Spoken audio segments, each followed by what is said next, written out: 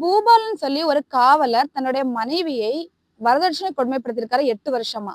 அவங்க திருமணமாகி 8 வருஷங்கள்லயும் அவர் வந்து அதை வாங்கிட்டு வா, இதை வாங்கிட்டு வா அப்படின்னு சொல்லி கொடுமைப்படுத்திருக்காரு. இப்பவும் பாத்தீங்கன்னா தன்னுடைய பிள்ளைகளுக்கு காது குத்து வச்சிருக்கோம். அதனால வந்து ஒவ்வொருத்தருக்கும் 5 பவுன் வச்சு வாங்கிட்டு வா அப்படிங்கிற மாதிரி சொல்லிதான் அவங்கள கொடுமைப்படுத்திருக்காங்க. தங்கப்பிரியா, அவங்களுடைய மனைவி பேர் வந்து தங்கப்பிரியா. இவங்க என் வீட்டுல இருந்து 1 கிராம் நகை போட்டா கூட எனக்கு போதும், ஏன் கேட்டு வாங்கணும் அப்படின்னு சொல்லிட்டு அவங்க சொல்லியிருக்காங்க. இதனால வந்து கோபமடைஞ்ச கணவர் பூபாலன் அந்த பெண்ணை வாயில நகத்தால பராண்டி விட்டுருக்காரு, சங்கல நம்பி விட்டுன்னு சொல்றாரு, காலம் லாக் பண்ணி அடிச்சுன்னு சொல்றாரு. இப்படியெல்லாம் சொல்லி இதெல்லாம் செஞ்சிருக்காரு. செஞ்சு இதை தன்னுடைய தங்கை கிட்ட சொல்லி அற்ப சந்தோஷம் பட்டிருக்காரு.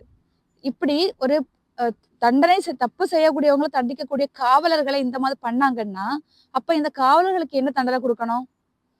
இந்த விஷயத்த ஒருத்தங்கள ஒரு கொடுமைப்படுத்தின விஷயத்த தன்னோட தங்கச்சி கிட்ட சொல்லி சந்தோஷப்படுறாருன்னா எப்படி ஒரு கொடூரமான மிருகமா இருக்கு இவரு.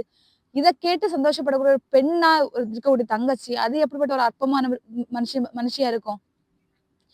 இவங்களுக்கு இந்த அற்ப சந்தோஷப்பட்ட காவலரை பத்தி சீமான் அவர்கள், நான் தமிழர் கட்சி ஒருங்கிணைப்பாளர் சீமான் அவர்கள் என்ன சொல்றாங்கன்னா, நான் ஆட்சியில் இருக்கும் போது இந்த வந்து தவறுகள் பண்ணுனா நான் வந்து குடும்ப அட்டையை உடனே நீக்கிடுவேன்.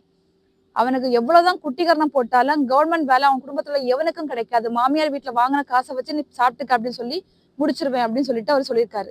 உங்களுடைய கருத்து என்னன்னு சொல்லிட்டு கமெண்ட்ல சொல்லுங்க.